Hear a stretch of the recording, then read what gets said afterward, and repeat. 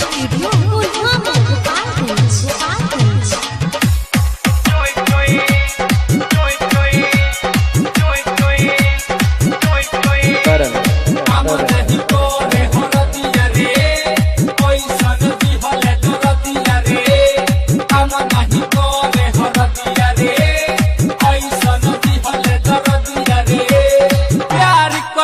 सखी नहीं खे हो ढोंग दिल मुचुकाई हमरो यलंग बाबूजी के देहल दहेजुआ पलंग पर चोई चोई ऐसे लड़े ले जैसे कारगिल के जंग पर चोई चोई बाबूजी के देहल दहेजुआ पलंग पर चोई चोई हम नहीं करे हरदिया रे ऐसा नहीं होले दरदिया रे हम नहीं करे हरदिया रे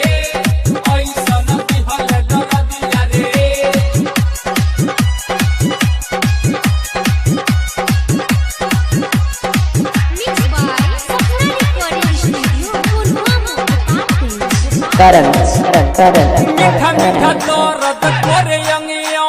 सैया के आवेला बड़ी हो उमंग बाबूजी के देहल दहेजुआ पलंग पर चोई चोई ऐसे लड़े ले जैसे कारगिल के जंग कर चोई चोई बाबूजी के देहल दहेजुआ पलंग पर चोई चोई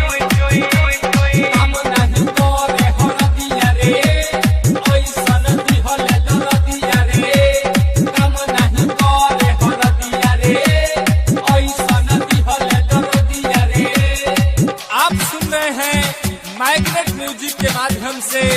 सिंगर सागर शैलेश व प्रियंका पांडे की आवाज में बजावे हरन कोई कोई पवन करे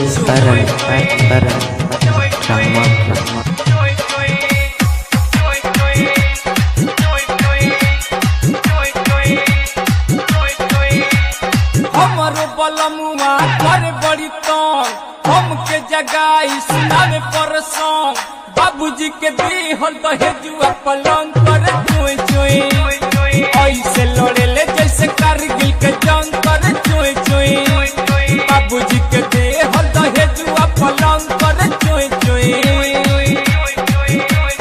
हम नहीं करे हरदिया रे ऐसा नहीं होले दरदिया रे हम नहीं करे हरदिया रे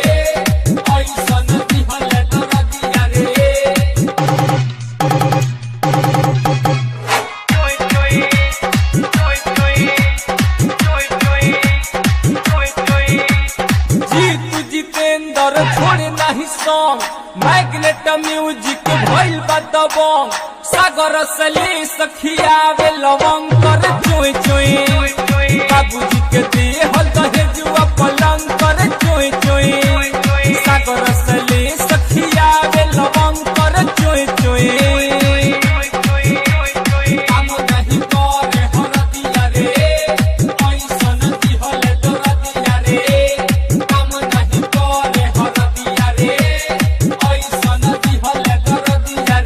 कारण